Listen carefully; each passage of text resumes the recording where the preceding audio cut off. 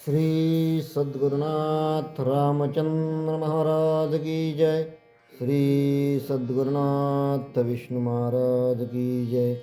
श्री गुरुदेव दत्त मंगलमूर्ति मोरया पूर्णवाद की जय। गोपाल कृष्ण भगवान की जय। पंढरीनाथ भगवान की जय।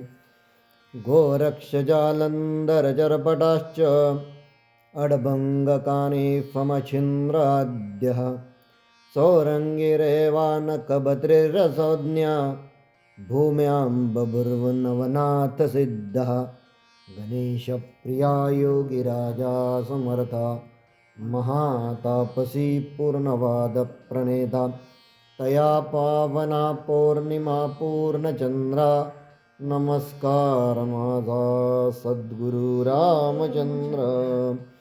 बुद्धिदाता मंगलमूर्ती श्री गजानन पूर्णवादाचार्य परमपूजनीय जीवनसम्राट सद्गुरु समर्थ डॉक्टर रामचंद्र महाराज पूर्णवाद वर्धिष्णू शिष्यवत्सल सद्गुरुनाथ परमपूज्य विष्णु महाराज सती सौभाग्यवती मनकर्णिका माता सती सौभाग्यवती विमल माता या देवालयाची अधिष्ठात्री देवता पांडुरंग रुक्मिणी आदरणीय गुणेश दादा आदरणीय प्रज्ञावंत डॉक्टर लक्ष्मीकांत दादा मोक्षश्री विभावरीताई माझे पूर्णवादी शिक्षक माझे वडील तीर्थरूप कैलासवासी अण्णा माझे पुराणाचे गुरु आदरणीय वेदमूर्ती विनायक काका बाबरेकर गुरुजी व त्याचप्रमाणे येथे उपस्थित सर्व मातृचरणांच्या चरणी नतमस्तक होऊन माझ्या आजच्या अभ्यासाला मी सुरुवात करत आहे।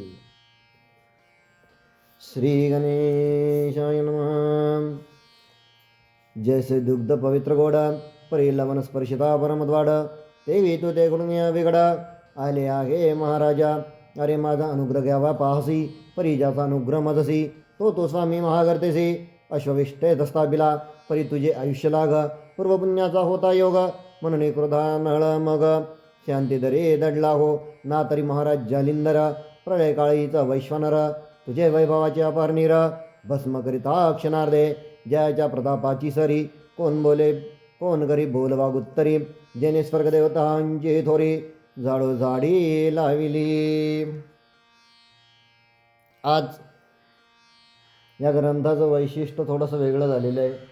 यामध्ये नेमकी हे 15 आणि 16 हे पूर्ण अध्याय नाही आहे आणि त्यामुळे 16व्या अध्यायाच्या जिथे 51वा जी ओवी आहे त्यापासून आपण आता 55वीपर्यंत मंगलाचरणाला ती घेतलेली आणि जो दुसरा ग्रंथ आपल्या वाचनालयामध्ये होता त्याची एक प्रत मी घरी आणली। त्या प्रतीचं मी वाचन केलं ते एकदा नाही दोनदा नाही कारण कथा वाचत असताना ही एक कथा किमान 4 ते 5 वेळेस पूर्ण ही पहिल्यांदा एकदा वाचावी लागते आणि नंतर मग ती समजून घ्यावी लागते। ते चित्र डोळ्यासमोर उभं करावं लागतं की नेमकी या कथेमध्ये काय सांगायचं आहे।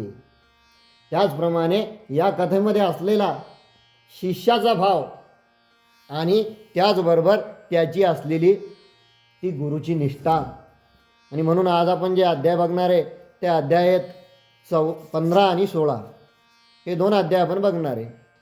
की मागच्या अध्यायामध्ये आपण बघितलं की बदरिकाश्रमामध्ये गोरक्षनाथ आणि कानिफनाथ महाराज हे दोघंही जण तपश्चर्या करत होते पण हे दोघं जण वेगवेगळ्या ठिकाणी होते त्यामुळे या दोघांना एकमेकाची अजून ओळख पटलेली नव्हती।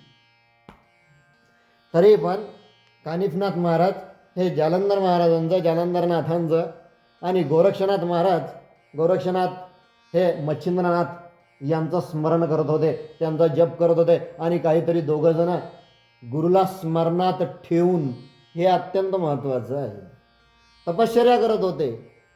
तपश्चर्या करताना उपासना करताना अथवा जप करताना अंतःकरणात गुरुचं स्मरण असावं लागतं आणि त्यासाठीच असते की काय ती स्मरणी आपल्याला माहिती माळेला आपण स्मरणी असं म्हणतो आणि म्हणून गुरुचं स्मरण व्हावं पण या दोघांनी अजून एकमेकांची ओळख या दोघांना झालेली नव्हती की कितीही जरी केलं तरी दोघांचे गुरु हे एकाच पंथातले. कितीही जरी गेलं तर शेवटी नाथ संप्रदायाचे ज्यांना आद्य गुरु म्हणता येईल ते श्री गुरुदेव दत्तात्रय आणि त्यांच्याच आज्ञेवरनं पुढे मच्छिंद्रनाथांचे गोरक्षनाथ हे शिष्य झाले. आता झालं दोघांची तपश्चर्या 12 वर्षानंतर संपली आणि यानंतर हे दोघं जण म्हणजे कानिफनाथ हे जे होते हे उत्तराला गेले आणि गोरक्षनाथ जे होते हे दक्षिण दिशेला आता हे चाललेले आहे. हे कशासाठी चाललेले? या दोघांना आता घ्यायचा आहे आपल्या गुरुचा शोध. चालले दोघं जण. मुखामध्ये अलख निरंजन, गुरुदेव दत्त आदेश गुरु का. आपल्याला माहिती नाथ संप्रदायातले हे 3 ज्याला आपण म्हणता येईल हे ब्रीदवाक्य आहेत. त्यामुळे मुखामध्ये गुरुचं नामस्मरण करत करत आता हे गुरुला शोधण्यासाठी चाललेले आहे. आणि मग गोरक्षनाथ जे होते ते पुन्हा एकदा कुठं आले? हेलापट्टणला, गौड प्रदेशातील हेलापट्टणला आले. कालच्या कथेमध्ये आपण बघितलं की जालंधरनाथ महाराज यांना सिद्धी प्राप्त असल्या कारणाने नवे तर अग्निनारायणाने, जालंधरनाथ म्हणजे अग्निनारायणाचे चिरंजीव, त्यांनी वायुदेवतेला अशी प्रार्थना केली की जालंधराचा एक नियम आहे. कोणता नियम आहे त्याचा? तो जेव्हा केव्हा एखाद्या नवीन नगरात जातो तेव्हा तो डोक्यावरती गवताचा भारा घेऊन जातो. तर त्याच्या गवताच्या भाऱ्याचं त्याच्या शिरावरती ओझं होऊ नये, त्या मोळीचं त्याच्या शिरावरती ओझं होऊ नये म्हणून त्यांनी वायुदेवाला प्रार्थना केलेली होती. आणि म्हणून की काय, त्यांच्यामध्ये अंतर होतं त्या भाऱ्यामध्ये, गवताच्या भाऱ्यामध्ये आणि जालिंदरनाथांच्या याच्यामध्ये. आणि त्यानंतर हे जसे त्या प्रांतात आले आणि त्या प्रांतात नंतर पुढं काय घडलं हे आपण कालच्या कथेमध्ये बघितलं. आणि आता नेमकी मला असं वाटतं की इथं थोडंसं विरुद्ध, ज्याला इंग्रजीमध्ये क्रॉस कनेक्शन म्हणता येईल, की जिथं गोरक्षनाथ यायला पाहिजे होते तिथं आता कानिफनाथ महाराज आलेले आहेत. आणि हे गोरक्षनाथ महाराज, जिथं कानिफनाथ महाराज यायला पाहिजे होते तिथं गोरक्षनाथ महाराज आले आणि हे आता या प्रांतामध्ये आले. आणि यानंतर हे तिथे एका ठिकाणी तपश्चर्येला बसले. तपश्चर्या चालू झाली. पण जसं नगरातील सर्व नगरवासियांना समजलं की पुन्हा एक कोणीतरी तेजस्वी तपस्वी असा एक दिव्य पुरुष आपल्या नगराच्या बाहेर आलेला आहे, तशा लोकांच्या झुंडीच्या झुंडी त्यांच्यापर्यंत चालल्या. आणि मग तिथं गेल्यानंतर त्यांनी विचारलं, त्यांनी दर्शन घेतलं आणि मग या गोरक्षनाथ महाराजांनी त्यांना विचारलं की हे नगर कोणतं आहे. त्यांनी सांगितलं हेलापट्टण नावाचं हे नगर आहे, गोपीचंद नावाचा राजा आमचा आहे आणि हे नगर जे आहे या नगरामध्ये सर्व प्रकारच्या सुखसुविधा आपल्याला मिळतील. आणि मग यांनी सांगितलं की मी कुठल्या सुखसुविधेसाठी इथं आलेलो नाही आहे, तर मी आलेलो आहे फक्त माझ्या गुरुच्या शोधार्थ, ज्यांचं नाव मच्छिंद्रनाथ आहे. त्यांनी सांगितलं हो हो हो, अशा प्रकारचे एक नाथ साधारणतः 10 वर्षापूर्वी आमच्या इथं येऊन गेले. पण मोठा अवलिया तो होता, काहीतरी त्याचं नाव जालंधरनाथ असं त्याचं नाव होतं. म्हणजे आणि तो इथं बऱ्याच वर्ष तो राहिला. पण पुढं त्याचं काय झालं, न तो कोणाच्या दृष्टीस पडला, न कोणाच्या मुखातून ऐकलं. मग आता यांच्या अंतःकरणात अनेक प्रकारचे संशय निर्माण झाले की कदाचित माझ्या गुरुनी नाव बदललं की काय, मच्छिंद्रनाथांच्या ऐवजी जालंधरनाथ हे नाव त्यांनी धारण केलं की काय. हा भाव गोरक्षनाथांच्या अंतःकरणात आला. आणि म्हणून की काय, शेवटी शिष्याला गुरु प्रिय असतात आणि गुरु जिथं जातात पाठीमागे शिष्य जात असतात. आणि म्हणून गुरुला गुळाची उपमा दिलेली आणि शिष्याला मुंगळ्याची उपमा दिलेली. बरोबर जिथं गुरु असतात तिथं मुंगळा जाऊन चिटकतो. झालं, हे चालले गुरुच्या शोधार्थ. आता मुळात तपस्वी यती. त्यामुळे माध्यान्ह झाली की घरोघरी जाऊन ओम भवती भिक्षां देही अलख निरंजन अशा प्रकारचं ललकारी घेत आहेत. आणि असं प्रत्येक गावावरून करता करता, घरावरून दारावरून करता करता नेमकी हे एके ठिकाणी आले. आणि तिथं यांनी जसं अलख निरंजन म्हटलं, त्या कचऱ्याच्या ढिगाऱ्याकडून यांना आवाज ऐकू आला, अलख निरंजन. गुरुदेव दत्त. गोरक्षनाथांनी विचारलं, कोण आहात? यांनी सांगितलं, मी जालिंदरनाथ. तुम्ही कोण आहात? म्हणे, मी गोरक्षनाथ. म्हणे, इथं कशासाठी आलात? म्हणे, माझ्या गुरुच्या शोधार्थ आलोय. कोण आहे तुमचे गुरु? खालून प्रश्न येतोय. त्यांनी सांगितलं, मच्छिंद्रनाथ हे माझे गुरु आहेत. मग तुम्ही इथं काय करताय? त्यांनी सांगितलं, सर्व इतिवृत्तांत त्यांनी सांगितलं. त्या मैनावतीच्या राजमातेचा, म्हणजे ती राजमाताच होती, तिचा पूर्ण वृत्तांत सांगितला. आणि त्याचप्रमाणे यांनी कशा पद्धतीनं कपटानं, म्हणजे याच्यामध्ये ना मैनावतीचा काही हात होता ना अजून कोणाचा, पण या लुमावंती नावाची जी पट्टराणी होती आणि तिच्या ज्या काही 28 असलेल्या याच्या पट्टराण्या होत्या, या सगळ्यांनी मिळून यांच्यावरती घात केला आणि त्यांना त्या कुपात टाकलं. मग ही सर्व हकीकत त्यांना सांगितली. आणि मग यांनी वरतून विचारलं गोरक्षनाथांना, तुम्ही तर स्वतःला नाथ म्हणवता ना, तुम्ही स्वतःला यती म्हणवता ना, मग त्यावेळेस तुम्हाला तुमच्या मंत्रविद्येचा उपयोग का करता आला नाही? क्षणार्धात हे राज्यच भस्म करून टाकायचं. नाही नाही नाही, असं करू नका म्हणे. याचा पुढं उपयोग माझा जो शिष्य आहे म्हणे कानिफनाथ, त्याला होईल. हा पुढे इथे येईल म्हणे. मग मी तुम्हाला आता बाहेर काढू का? नाही नाही नाही नाही, मग इथंच राहणार, माझी तपश्चर्या चालू आहे म्हणे. पण कानिफनाथ जेव्हा इथं येईल तेव्हा या सर्वांना तो शिष्य बनवेल.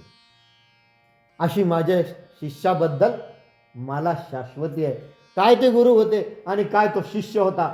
गुरुला सुद्धा शिष्याची शाश्वती तेव्हा वाटली. आणि म्हणून मग त्यांनी असं विचारलं की माझ्यासाठी आता तुमचा काय आदेश आहे? मग त्यांनी जालंधरनाथांनी त्यांना खाली सांगितलं की तुम्ही कुठल्याच प्रकारची काळजी करू नका, तुम्ही आपलं तुमच्या तीर्थाटनाला तुम्ही आता जा. झालं, हे गेले निघून. मग पुढे गोरक्षनाथ जगन्नाथपुरीला आले. हे जगन्नाथपुरीला थांबले. आणि त्याचप्रमाणे आता कानिफनाथ महाराज जे होते, जे कानिफनाथ महाराज हे उत्तरेला गेले होते. आणि आता इथून पुढं कानिफनाथ महाराजांनी असं सुरू केलं की ज्या गावाला जाईल त्या गावाला काही शिष्यवर्ग तयार करायचा. आणि एकाचे 5, 5चे 50, 50चे 500 आणि 500चे 700 शिष्य, एवढा मोठा शिष्य संभार यांचा झाला. आणि मग हे त्या शिष्यांना उपदेश करत, त्यांना मार्गदर्शन करत, त्यांना गुरुदेव दत्तात्रयांबद्दल त्यांना माहिती देत, त्याचप्रमाणे वेगवेगळ्या मंत्रांबद्दल सुद्धा ते त्यांना माहिती देत. म्हणजे शिष्य कसे असतात आणि गुरु कसे असतात, शिष्याला कोणत्या वेळेस काय द्यायचं हे ज्याला कळतं त्याला गुरु म्हणतात. आणि म्हणून की काय, यांनी आता संप्रदाय करायला सुरुवात केली. कानिफनाथ महाराजांनी चालू झालं. आणि हे करता करता जाता जाता मग थोडे पुढे पूर्वेकडे वळाले. आणि पूर्वेकडे जसे हे वळाले चालले, पाठीमागे शिष्य आहेत 700 शिष्य, पुढे कानिफनाथ महाराज. आणि हे एका ठिकाणी येऊन थांबले. तसे बरेचसे शिष्य त्यांना म्हणाले, महाराज, ओ महाराजा, त्या दिशेनं जाऊ नका म्हणे. म्हणे का? अहो त्या दिशेला म्हणे स्त्री राज्य आहे म्हणे. मग तिथे गेले तर काय होईल? अहो म्हणे त्या स्त्री राज्यावर अजूनही हनुमंताची सत्ता चालते. कारण हनुमंताच्या नुसत्या बुभुत्कारानं सुद्धा तिथल्या स्त्रिया ह्या गर्भवती होतात. आणि त्यामुळे तिथे पुरुषाला जाण्याला मज्जाव आहे. जो पुरुष तिथे जातो त्यातलं पुरुषत्व नष्ट होऊन तो स्त्रीमध्ये रूपांतर त्याचं होतं. हो का म्हणे?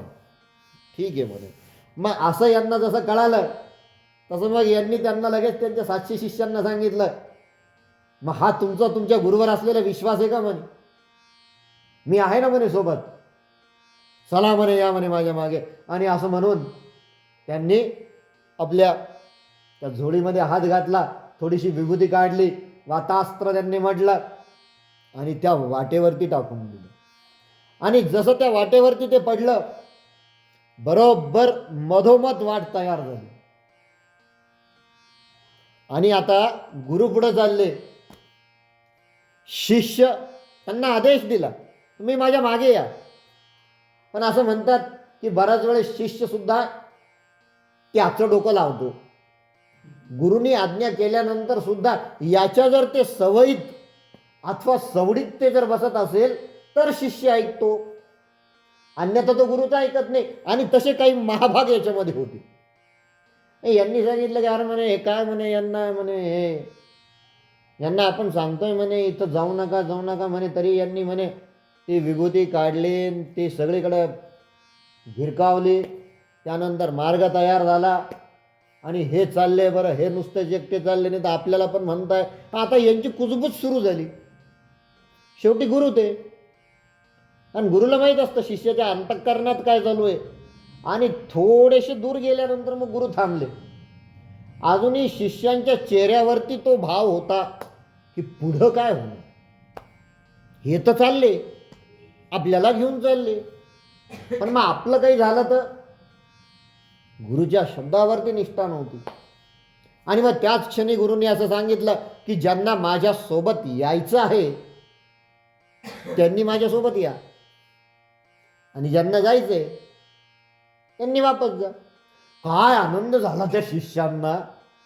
पडत्या फळाची आज्ञा समजून जशी शाळेतून मुलं शाळा सुटल्यानंतर पळतात तसे हे शिष्य पळायला लागले. आणि खाली फक्त 7 शिष्य उरले कानिफनाथ महाराजांजवळ, मोजून 7. बाकीचे 693 अशा आविर्भावात निघाले जसं की आता तुमचा आणि आमचा काही संबंध नाही. पण ते गुरु थोडे दूरांतरावरती जाऊ दिलं आणि पुन्हा विभूती काढली. स्पर्शास्त्र नावाचं जे त्यांच्याकडे अस्त्र होतं ते भिरकवून दिलं. मग थोड्या कालावधीनंतर, थोड्या अंतरावर गेल्यानंतर त्या स्पर्शास्त्रामुळे यांचे पाय जमिनीला घट्ट चिटकून राहिले. 693चे 693 हे भूमीला खिळून राहिले. हालचाल करता येईना, पुढे जाता येईना, मागे जाता येईना. मग आपल्या पायाला काय चिटकलं हे पाहण्यासाठी यातील बरेच जण खाली वाकले. आणि त्यांना असं वाटलं की जमिनीवर हात ठेवून पाय मागे ओढून बघाव. पण जसं जमिनीवरती यांनी हात ठेवला तसा हातही चिटकले, पायही चिटकले. आणि मग नंतर कानिफनाथ महाराजांनी हळूच त्या राहिलेल्या 7 शिष्यांकडे बघितलं. बघितलं का म्हणे, गुरुचं जर ऐकलं नाही तर काय अवस्था होते. ठीक आहे म्हणे, आता एक काम करा म्हणे, हे असे ओनवे झालेले आहेत ना म्हणे, प्रत्येकाच्या पाठीवरती एक एक धोंडा नेऊन बांधा. याला म्हणतात गुरुची परीक्षा. प्रत्येकाच्या पाठीवर एक एक धोंडा नेऊन बांधला. 693चे 693 जेवढे शिष्य होते प्रत्येकाच्या पाठीवरती यांनी 7 जणांनी एक एक धोंडा नेऊन बांधला. मग आता ते बिचारे गायवाय करायला लागले. अहो माफ करावं, क्षमा करावं, आमच्या गुरुला सांगावं म्हणे, आमची चूक झाली म्हणे, आम्ही त्यांना शरण आलेलो आहे म्हणे, शेवटी तेच आमचे मायबाप आहात म्हणे, इथून तेच आम्हाला सोडवतील म्हणे, त्यांच्याशिवाय कोण आहे म्हणे आम्हाला. पण तरी हे शिष्य त्यांना आता रागवू लागले. मग आता यांनी मग शेवटी कसं असतं या गुरु शिष्य परंपरेमध्ये सुद्धा एखाद्या शिष्याला जवळ जास्त गुरुनी केलं तर बाकीचे शिष्य नाराज होतात. मग त्यांना असं वाटतं नाही मग तो गुरुचा जास्त लाडका आहे. आणि मग अशा पद्धतीनं मग आता हे 7 जण जे राहिलेले होते जे कानिफनाथ महाराजांबरोबर, मग आता हे त्यांना तत्त्वज्ञान सांगायला लागले. मग तुम्हाला समजत नव्हतं का, गुरुनं तर तुमची ग्वाही घेतली होती ना म्हणे, पण तुम्ही तुमचंच ऐकलं, आता भोगा म्हणे तुमच्या कर्माची फळं. मग तरी त्याच्यातला एक शिष्य जो होता तो थोडासा काहीतरी प्रज्ञावंत म्हणता येईल आपल्या भाषेत, असा तो प्रज्ञावंत होता.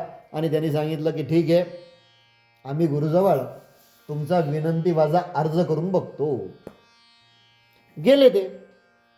गेल्यानंतर मग त्यांनी पुन्हा कानिफनाथ महाराजांना प्रार्थना केली की ते सर्वजण जे आहेत ते अत्यंत शिष्यभावनेनं आपल्याला शरण आलेले आहेत. कानिफनाथ महाराज म्हणे ठीक आहे म्हणे, थोडा वेळ राहू द्या म्हणे यांना अशाच परिस्थितीत, यांना सुद्धा कळू द्या म्हणे नेमकी काय आहे ते गुरुचं महत्त्व. आणि म्हणून की काय, कधी कधी गुरु शिष्यापासून दूर जातात की काय, आणि शिष्याला महत्त्व कळायला पाहिजे. गुरु काय साधे असतात काय.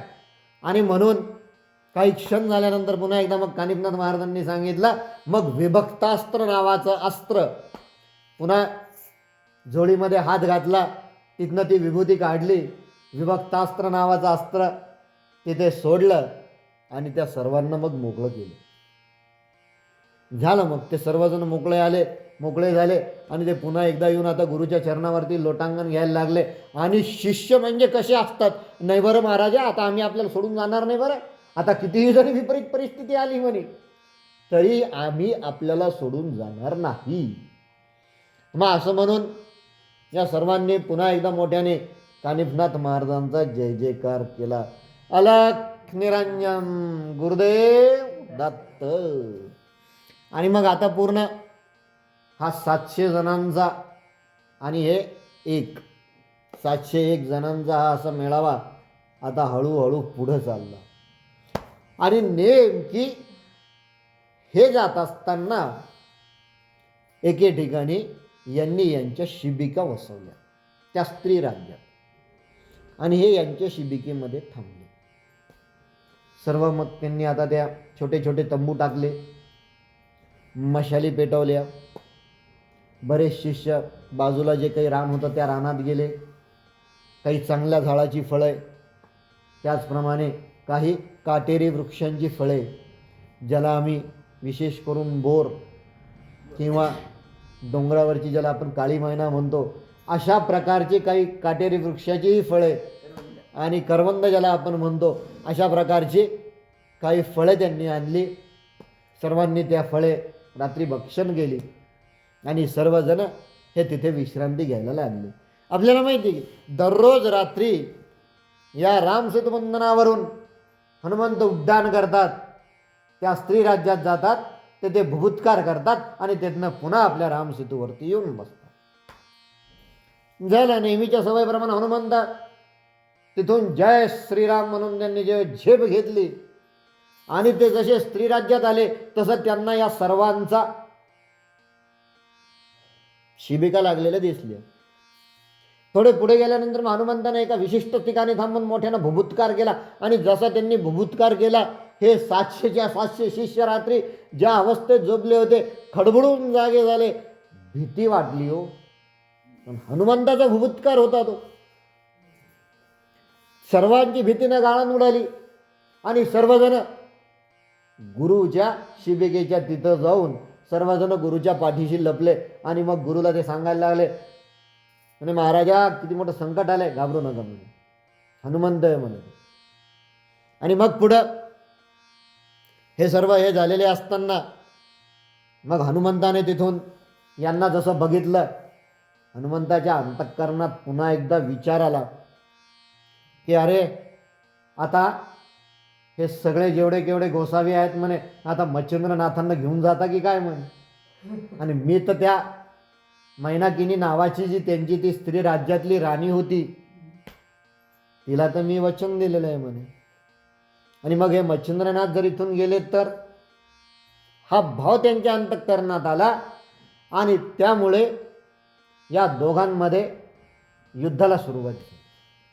एक भोला मोठा पर्वत त्यांनी घेतला आणि त्यांना असं वाटलं की या पर्वत जर यांच्या अंगावरती आपण टाकल्या तर हे क्षणार्धात कोणाला कळणार सुद्धा नाही म्हणे. आणि म्हणून हनुमंताने पर्वत उपाडला आणि तो जोरातपणे यांच्यावरती जसा भिरकावला तसं इकडं कानिफनाथ महाराजांनी हातामधून ती विभूती काढली आणि विभक्तास्त्राचा यांनी प्रयोग केला. जसं विभक्तास्त्र सोडलं, पर्वताचं चूर्ण झालं. आणि मग आता दोघांच्या युद्धाला सुरुवात झाली. मग यांनी वज्रास्त्रही सोडलं. हनुमंतानं त्याच्या एका मुठीतनं त्या अस्त्राचे 2 तुकडे करून टाकले. त्यानंतर यांनी पुन्हा स्पर्शास्त्र घेतलं आणि हनुमंताला एका जमिनीवरती खिळून ठेवलं. हनुमंत असतो हा जसं जमिनीला खिळला तसं यांनी याचं भीमरूप, आपल्याला माहिती आहे भीमरूपी महारुद्रा वज्र हनुमान मारुती, अशा प्रकारचं हनुमंतानं त्याचं स्वरूप पुढं तिथे तयार केलं. पण जसं त्यांनी तसं स्वरूप तयार केलं, तात्काळ कानिफनाथ महाराजांनी वायू अस्त्र, अग्नी अस्त्र, कालिका अस्त्र हे तिन्ही अस्त्रांचा एकदम त्याच्यावरती प्रयोग केला, हनुमंतावरती. आणि मग हे तिन्ही अस्त्र एकदम आल्या कारणाने आणि सोबत इंद्रास्त्र हे हनुमंतावरती आले.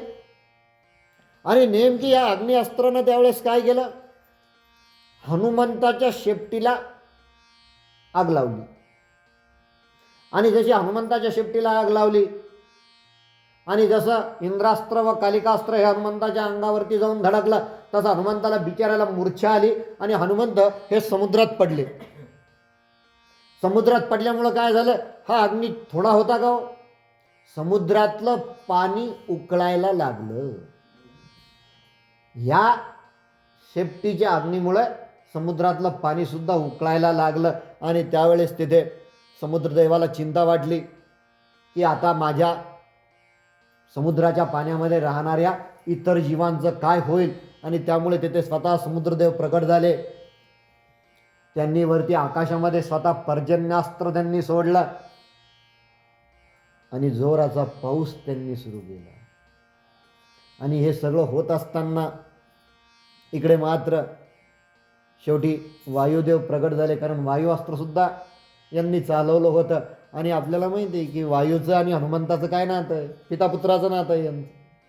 मग त्यांनी असं सांगितलं, सगळ्यांची सलगी केली, हनुमंताशी सलगी केली, सोबत समुद्रदेवांना सुद्धा घेतलं आणि हनुमंताला सांगितलं, अरे बाबा म्हणे तू कशाला म्हणे या यतींच्या नादी लागतोस म्हणे. आपल्याला माहिती ना म्हणे मागे एक आला होता म्हणे मच्छिंद्रनाथ म्हणे, मग तू याच्या काही नादी लागू नको, तू काही याच्याशी वैरत्व घेऊ नको, तू याच्याशी थोडं सख्यत्व घे. आम्ही दोघं इकडून प्रयत्न करतो, हे दोघं जण तिकडून प्रयत्न करतील. मग हे आता राहिलेले अग्निअस्त्र वगैरे जे होते, अग्निनारायण भगवान आणि इंद्र भगवान हे दोघं जण पुन्हा आता यांच्याकडे आले, कानिफनाथ महाराजांकडे आले आणि ते यांना समजून सांगायला लागले की तुमची दोघं जण जे आहेत म्हणे, हे दोघं जण अत्यंत बलवान आहे म्हणे, हा स्वतः साक्षात रुद्राचा अंश आहे. असं जेव्हा त्यांना सांगितलं तेव्हा मग पुन्हा तिथे हनुमंत त्यांच्यासमोर प्रकट झाले. मग दोघांनी एकमेकांची गळाभेट घेतली आणि त्याच वेळेस हनुमंतानं त्याची कार्यसिद्धी केली. काय कार्यसिद्धी केली, हनुमंताने त्यांना सांगितले, बघा म्हणे मी स्त्री राज्यामध्ये तुम्हाला सर्वांना जाण्याची परवानगी देतोय म्हणे, पण इथून मच्छिंद्रनाथांना काही वापस न्यायचं नाही म्हणे. ही अट जर तुम्हाला मान्य असेल तर मी तुम्हाला पुढे जायला परवानगी देतो. ठीक आहे म्हणे, आता काय सख्यत्वच केलंय, तुझ्याशी मैत्रत्वच केलंय, तर तुझं म्हणणं आता ऐकावं लागेल म्हणे आम्हाला. ठीक आहे म्हणे, मला मान्य आहे म्हणे. ठीक आहे म्हणे, मग तुम्ही तुमच्या कामाला जा, मी आपलं सेतुबंधनवर बसून पुन्हा माझं श्रीराम जय राम जय राम चालू करतो म्हणे. मग तिथून पुन्हा हनुमंतानं जे उड्डाण केलं ते सेतुबंधनावरती ते रामेश्वर येथे आले आणि हे यांच्या तपश्चर्येत लीन झाले. आणि पुढे कानिफनाथ महाराज आता स्त्रीराज्यामध्ये पोचत आहेत. आणि जसं मच्छिंद्रनाथांना कळालं की कोणीतरी यती येतोय आणि सोबत त्याचा शिष्य संभार सुद्धा तो घेऊन येतोय, तसं कानिफनाथ महाराजां येणारे हे जसं मच्छिंद्रनाथांना कळालं, तसं थोडंसं मनात कुठंतरी त्यांना बोचणी लागली. आपल्या शिष्य गोरक्षनाथाचे त्यांना एकाएकी आठवण झाली. आणि मग ते स्वतः एका पालखीत बसून यांच्या स्वागतासाठी ते आले. आल्यानंतर मग त्यांनी यांचं दर्शन घेतलं. आता यांनी तर त्यांना वचन दिलेलं होतं की मी मच्छिंद्रनाथांना एक शब्दही बोलणार नाही म्हणून.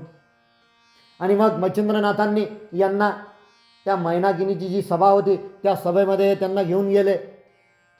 त्या सभेत गेल्यानंतर त्यांच्या आग्रहास्तव 1 महिन्यापर्यंत मच्छिंद्रनाथांनी या कानिफनाथ महाराजांना तेथे ठेवून घेतले.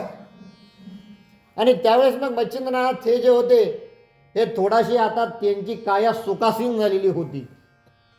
सुखाचा प्रभाव त्यांच्या अंतःकरणावरती होता आणि त्यांना असं वाटलं जर यानं मला पुन्हा वापस नेलं तर मी या सर्व सुखापासून मी पुन्हा एकदा वंचित होईल. आणि म्हणून की काय याच्या जास्त नादी लागायचं नाही, पण याला थोडंसं वळवण्याचा आपण प्रयत्न करायचा. मग आता 1 महिन्यापर्यंत ठेवून घेतलं. मग दररोज जेवायला बसल्यानंतर काय पंचपक्वान्न, अत्तराचे दिवे आणि अशा प्रकारचा सगळा थाटमाट त्यांचा चालू असताना स्वतः त्यांच्या शयनासाठी सुवर्णाचा मंच 1 नाही 700 बनवून घेतले. बनवायला काय माणसं थोडी लागत होते, मंत्र म्हटला की झाले तयार. सर्वांना सवर्णांचे मंचक. आणि त्याचप्रमाणे मग मच्छिंद्रनाथांनी अप्सरेपेक्षा सुद्धा अत्यंत सुंदर सुंदर अशा दासी निर्माण केल्या आणि त्यांना यांच्या सेवेत पाठवलं. पण खरा गुरुनिष्ठ तोच असतो की जो आपल्या निश्चयावरून ढळत नाही. आणि ज्याप्रमाणे हे कानिफनाथ महाराज होते त्याप्रमाणे यांचे आता 700 शिष्य झालेले होते. हे 700 शिष्य यांनी सुद्धा त्या स्त्रियांकडून ढोकून सुद्धा पाहिलं नाही, ढोकून सुद्धा पाहिलं नाही. पण यांना असं वाटत होतं की हा आता तरी आपल्याला वश होईल आणि हा आपल्यासारखं इथं या स्त्रीराज्यात रमून जाईल असं मच्छिंद्रनाथांना वाटत होतं. पण कानिफनाथ महाराजांना हे पूर्णपणे माहीत होतं की हा माझा स्वधर्म नाही. आणि म्हणून मग 1 महिना झाला. मग 1 महिन्यानंतर जेव्हा कानिफनाथ महाराज निघाले यांना असं वाटलं की आता याला अजून थोडीशी लालूच देऊ म्हणून अनेक प्रकारचे असंख्य रत्न, हिरे, माणिक, मोती, काही पालख्या, काही घोडे, काही हत्ती यांना दान केलं. आणि मग कानिफनाथ महाराजांना समजून गेलं की आपल्याला जर उद्या शिष्य परिवार चालवायचं तर याची गरज पडणार, याचा त्याग नको करायला. त्यांनी सुद्धा ते स्वीकारलं. कानिफनाथ महाराजांनी सुद्धा ते स्वीकारलं आणि ते स्वीकारून ते चालले, निघालेत. येतात ते आता स्त्रीराज्य संपत आलंय. तिथलं ते वैभव, तिथलं ते ऐश्वर आता हळूहळू हळूहळू पाठीमागे पडत चाललंय. आणि जसं स्त्रीराज्याच्या बाहेर आले पुन्हा एकदा यांनी डोळे भरून ते संपूर्ण राज्य बघितलं आणि अलाख निरंजन असा जय जयकार त्यांनी केला. आणि इथे हा 15वा अध्याय संपला. आणि त्यानंतर मग पुढे पूर्णत्वात आला. आणि मग पुढे मच्छिंद्रनाथ महाराजांनी मग कानिफनाथ महाराजांना हे सर्व जे दिलेलं होतं हे सर्व ऐश्वर घेऊन हे आता हळूहळू हळूहळू आणि हे सर्व शिष्यांना घेऊन ते आता पुढे चाललेले आहे. तिथून पुढे कानिफनाथ महाराज हे पुन्हा एकदा हेलापट्टण येथे आले. आणि हे हेलापट्टण येथे आल्यानंतर तेथे मग गोरक्षनाथ व कानिफनाथ महाराज यांची भेट झाली. दोन्ही नाथांची असणारी पहिली भेट. दोघं एकमेकांना भेटले आणि भेटल्यानंतर मग दोघांनी एकमेकांशी चर्चा केली. त्यावेळेस आता कानिफनाथ महाराजांकडे ऐश्वर आलेलं होतं. मग यांनी पालखीतला गालीचा काढला, तो जमिनीवरती अंथरला, तेथे गोरक्षनाथांना बसवलं. समोर कानिफनाथ महाराज बसले, कानिफनाथ बसले, बाजूला सर्व शिष्य बसले. आणि आता यांची चर्चा सुरू झाली की तू कशा प्रकारची तपश्चर्या केली आणि तुझ्याकडे कोणत्या कोणत्या सिद्धी प्राप्त आहेत. अशी जेव्हा चर्चा केली तेव्हा कानिफनाथ महाराजांनी आणि गोरक्षनाथ महाराजांनी यांनी एक असं ठरवलं की तू इथे काहीतरी मला चमत्कार करून दाखव, तेव्हा मी मानेल. आणि त्याच वेळेस कानिफनाथ महाराजांनी तिथे बसल्या बसल्या, दोघं बसले ना, कानिफनाथ महाराज बसले, गोरक्षनाथ महाराज बसले, 700 शिष्य बसले. आणि बाजूला त्यांनी वातास्त्र भिरकवलं आणि जसं ते वातास्त्र हवेमध्ये विरलं त्याचबरोबर तिथं असलेल्या आम्राईतून अनेक प्रकारचे आम्र फलक जे होते ते यांच्यासमोर आले. झाले, दोघं खाऊन तृप्त झाले. मग आता गोरक्षनाथ महाराजांची वेळ आली. मग त्यांनी गोरक्षनाथ महाराजांना विचारलं, मग आता तुमची शक्ती दाखवा म्हणे काय. ठीक आहे म्हणे. मग यांनी सुद्धा यांच्याकडचं जे अस्त्र होतं ते काढलं बाहेर, ते हवेमध्ये भिरकवलं. ते जसं हवेमध्ये विरलं त्याचप्रमाणे तिथून थोड्या अंतरावर जे काही वन होतं त्या वनातले अत्यंत चविष्ट आणि मधुर अशा प्रकारचे जे फळं होते ते त्यांच्यासमोर येऊन पडले. मग आता यांच्या समवेत यांच्या 700 शिष्यांनी त्या मधुर फळांची चव चाखली. आणि त्यानंतर मग गोरक्षनाथांनी कानिफनाथ महाराजांना विचारलं, आता एक काम कर म्हणे, तो म्हणतो ना म्हणे माझ्याकडे सर्व सिद्धी आहे, मला मान्य आहे म्हणे. मग आता हे जे फळं आहेत म्हणे हे पुन्हा झाडाला नेऊन लाव. नाही असं कुठे असतं का म्हणे, हे फळं कुठे झाडावर जाऊन लागतात का म्हणे. हे बघ म्हणे माझे गुरु आहेत म्हणे, समर्थ आहेत म्हणे. ते म्हणे कोण आहेत म्हणे मच्छिंद्रनाथ आहेत म्हणे. त्यांचं नामस्मरणानं म्हणे मी हे करू शकतो म्हणे. तुझ्या आत्ता कोणत्या गुरुचं नाव घेतलं रे म्हणे तू. म्हणे ज्ञानेंद्रनाथ महाराज. ठीक आहे म्हणे. गोरक्षनाथ महाराज म्हणले मी तुला दाखवतो म्हणे माझ्या गुरुच्या नामाचा काय महिमा आहे ते. आणि असं म्हणून त्यांनी संजीवनी मंत्र म्हटला आणि तो त्या फलांवरती टाकला. तसे ते फलं आकाशात उडाले आणि झाडाला जाऊन चिटकले. मग आता तुझा गुरु श्रेष्ठ की माझा गुरु श्रेष्ठ ही चढाओढ लागली. मग गोरक्षनाथ महाराजांना कानिफनाथ महाराज म्हटले, अरे काय म्हणे तू गुरु गुरु करतो म्हणे, तिकडं पूर्वेला म्हणे स्त्री राज्यात म्हणे मच्छिंद्रनाथ रमलेत म्हणे, तुझा गुरु तिकडे रमला म्हणे. आणि मग गोरक्षनाथ म्हणायला लागले कानिफनाथ महाराजांना, तुझा गुरु माहिती म्हणे कुठे. म्हणे कुठे, हेलापट्टण गावी म्हणे. म्हणे काय करतोय. काही नाही म्हणे, ते एका ढिगाऱ्याखाली आहेत म्हणे, कुपात आहेत म्हणे. ते एका कुपात आहेत आणि त्या कुपावरती शेण वगैरे त्याच्यावरती पडलेलं आहे म्हणे सर्व, त्यामध्ये ते आहे. तिथला राजा जो आहे म्हणे त्याचं नाव गोपीचंद आहे म्हणे. आणि मग आता असं यांना जशी माहिती मिळाली मग ते दोघं जण पुन्हा एकदा जोरजोरात हसायला लागले. अरे छान झालं म्हणे, तुझ्यामुळं माझ्या गुरुचा मार्ग तरी मिळाला. आणि दोघं जण पुन्हा आता आपल्या आपल्या गुरुच्या शोधार्थ निघाले. आणि हे सर्व होत असताना मग यांना यांच्या अंतःकरणाची खूण पटली. आणि मग कानिफनाथ महाराज जे होते ते आता या हेलापट्टण गावानं यायला निघाले. आता बघा गुरु कसा असतो आणि एखाद्या व्यक्तीची गुरुकडे पाहण्याची दृष्टी कशी असते. आणि त्याच वेळेस इकडं हा ज्या राज्याचा राजा होता ज्याचं नाव गोपीचंद, या गोपीचंदाच्या अंतःकरणामध्ये असा विचार यायला लागला होता की मी पण आता कुठंतरी गुरु करावेत. हे काय म्हणे आमच्या आईनं गुरु केलं, काय म्हणे त्या गोसाव्याकडे होतं म्हणे, तफल्लक होता म्हणे तो, गुरु कसा असावा म्हणे. आणि जसं त्याला असं कळालं की कानिफनाथ नावाचा कोणतरी इथे एक यती येतोय, 700 शिष्य आहे, 700 हत्ती आहे, 700 पालख्या आहेत, अनेक हिरे जवाहर रत्न त्याच्याकडे आहेत. हां असा श्रीमंत गुरु पाहिजे, कारण मी राजा आणि माझ्या राजवैभवाला शोभल असा हा गुरु. मग हा जसा गेला तिथे गोपीचंद, आता हा जसा राजा तिथे गेला पालखीत बसून आणि समोरून इकडून यांची सुद्धा पालखी येत होती.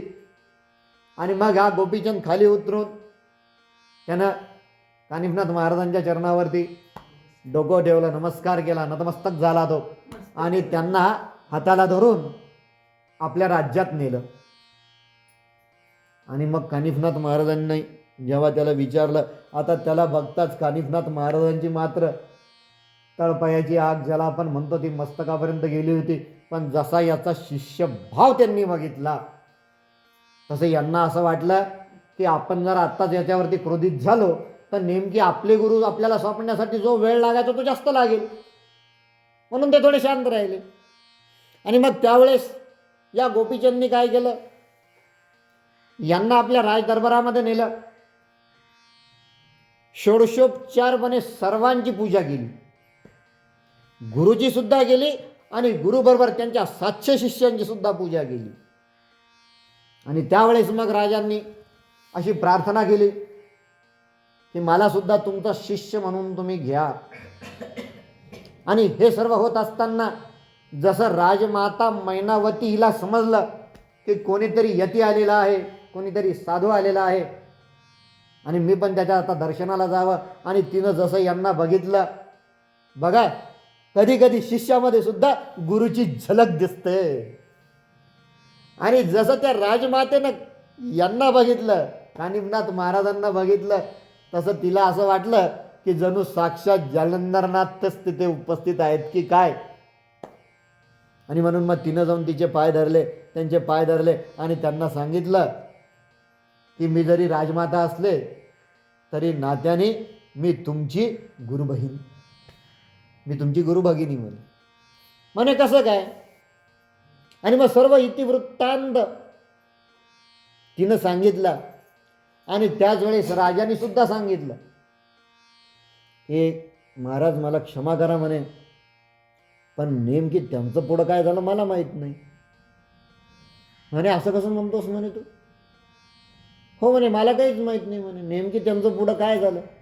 कारण जालंधरनाथ महाराज इथे आले होते, आपल्याला माहिती आहे की त्यांच्या ज्या नुमावंतीसह 28 पटराण्या होत्या, यांनी संशयानं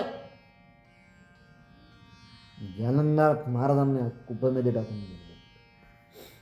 त्यामध्ये या गोपीचंदाचा काहीही हात नव्हता. आणि त्याचप्रमाणे या राजमातेचा सुद्धा कुठल्याही प्रकारचा हात नव्हता. आता बघूया पुढच्या कथेत काय होतं ते. तोपर्यंत हरे राम राम राम हरे हरे, हरे कृष्ण कृष्ण कृष्ण हरे हरे, हरे राम राम राम हरे हरे, हरे कृष्ण कृष्ण कृष्ण हरे हरे, हरे राम राम राम हरे हरे, हरे कृष्ण कृष्ण कृष्ण हरे हरे. श्री सद्गुरुनाथ रामचंद्र महाराज की जय. श्री सद्गुरुनाथ विष्णु महाराज की जय. श्री गुरुदेव दत्त मंगलमूर्ति मोरया. पूर्णवाद की जय. गोपाल कृष्ण भगवान की जय. पंढरीनाथ भगवान की जय. गुरुदेव दत्त.